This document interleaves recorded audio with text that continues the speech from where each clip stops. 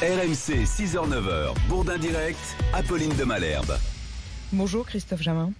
Bonjour. Vous êtes gynécologue, vous êtes endocrinologue et on va parler ensemble de l'endométriose. Vous voyez, j'ai même du mal à le dire parce qu'en fait, on en parle très peu. On en parle un peu depuis quelques années, mais on a l'impression qu'on vient de découvrir cette maladie et pourtant, elle touche visiblement une Française sur 10. Sur 10, d'abord, l'endométriose, c'est quoi ? Alors, à l'intérieur de l'utérus, il y a un tissu qui s'appelle l'endomètre et qui pousse tous les mois pour accueillir un œuf fécondé.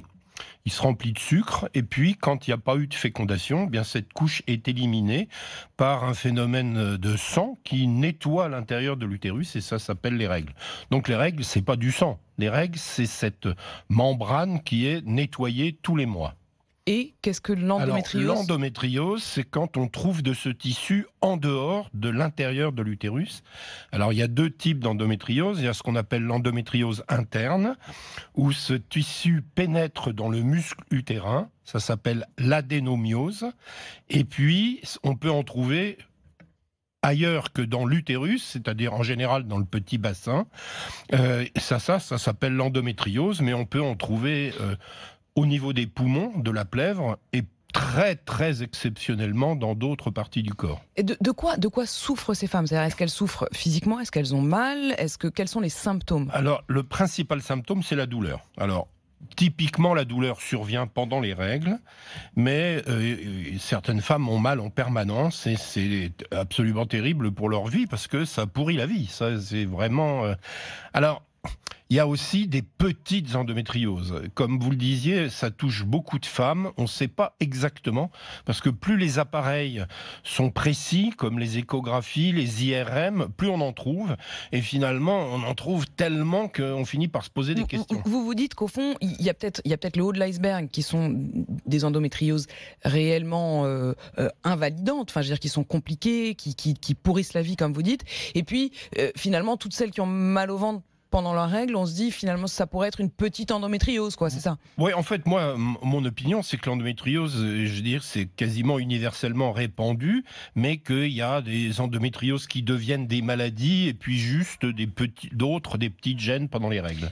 Celles qui deviennent une maladie, c'est quoi ? Elles ont quel genre de conséquences ? Eh bien alors, ça crée le saignement, la prolifération de ce tissu qui n'est pas à sa place, donne des douleurs, peut abîmer les troncs, peut faire des kystes au niveau des ovaires, ça peut être très grave, ça peut envahir le tube digestif, la vessie, enfin il y a des formes gravissimes. Ça peut entraîner l'incapacité à avoir des enfants ? Alors, on sait que les endométriosiques ont un peu plus de mal à avoir des enfants en moyenne, mais certaines sont carrément stériles à cause de cette maladie. Est-ce que ça se soigne ? Alors, disons que on peut traiter les symptômes. Avant, on opérait beaucoup. Oui. C'est-à-dire qu'on a tendance à opérer de moins en moins parce que les traitements médicaux sont de plus en plus au point, mais on ne sait pas faire disparaître la maladie. On sait faire disparaître les symptômes. C'est-à-dire que concrètement, on sait faire en sorte que les femmes aient moins mal, mais on ne sait pas pour autant faire en sorte que le mécanisme revienne à la normale, quoi. C'est-à-dire qu'on peut empêcher que la maladie se développe, on peut traiter les symptômes, mais dès qu'on arrête le traitement, souvent la maladie a tendance à revenir. Comment est-ce qu'on le diagnostique ? Parce que vous le dites, c'est quand même compliqué. Visiblement, les femmes qui ont mal, c'est malheureusement quasiment universel. Enfin, c'est jamais vraiment indolore. Comment on diagnostique véritablement les cas aigus d'endométriose ? Alors, qu'est-ce qu'il faut faire ? Qu'est-ce que vous dites aux femmes qui nous entendent ? Il faut y penser. C'est-à-dire que les médecins doivent y penser. Mais il ne faut pas y penser trop, parce qu'on fait peur aux femmes. C'est compliqué ça, docteur. Oui, c'est vrai que c'est compliqué, mais si vous dites à une jeune fille qui a un mal pendant ses règles, qui a de l'endométriose, elle va avoir peur d'être stérile, elle va avoir peur de la maladie grave. Donc, il faut y penser et après il faut explorer, et la première exploration c'est l'échographie et la seconde c'est l'IRM. Il faut que ces examens soient faits par des médecins spécialisés parce que où on n'y voit rien, où on y voit trop, il faut vraiment avoir l'habitude. Être capable de comprendre avec subtilité. Voilà, et surtout, il faut pas affoler les femmes. C'est tellement fréquent qu'il y a tellement de femmes qui sont terrorisées quand on leur dit qu'elles ont une endométriose. Il y a certes des endométrioses graves, mais il faut quand même garder raison. La pilule contraceptive a une conséquence positive, négative ? Alors positive, puisque la pilule contraceptive est considérée depuis quelques mois comme le traitement de première intention, parce que c'est un traitement qui est plutôt très bien supporté et que l'on peut donner pendant des années. Parce que ça régule, au fond, tout ça ? En fait, ça empêche cette membrane dont je parlais tout à l'heure de proliférer. La pilule, ça empêche donc cet endomètre de croître, et donc ça l'empêche aussi quand il est en dehors de l'utérus. Et docteur, vous restez avec nous, mais on va en parler tout de suite avec Denis qui est en ligne. Bonjour Denis.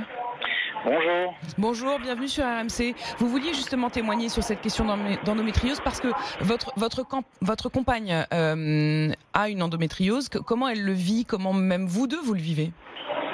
En fait, c'est très compliqué à dire parce que la vie, pour elle, elle a un stade très avancé. Ça a atteint la partie de ses intestins, en plus de son ovaire.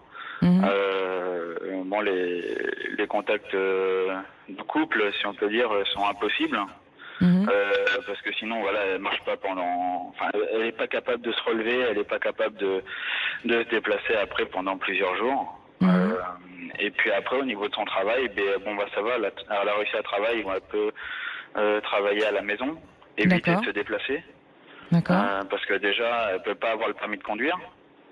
Du fait que ça la bloque au niveau pour pouvoir manipuler les pédales d'embrayage et ainsi de suite. Et elle a une perspective d'opération est-ce qu'il y a pour elle les médecins lui conseillent une solution ? Non, en fait, elle n'a pas de solution. Donc elle a trouvé un groupe avec un groupe d'amis femmes qui en parlent et qui ont aussi des stades assez avancés.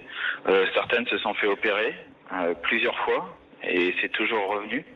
Donc la vision là-dessus, elle est très noire, quoi. Aujourd'hui, on leur propose juste de prendre la pilule, mais c'est même pas efficace. Et même quand elle la prend, elle continue à souffrir. Tout à fait. Bon.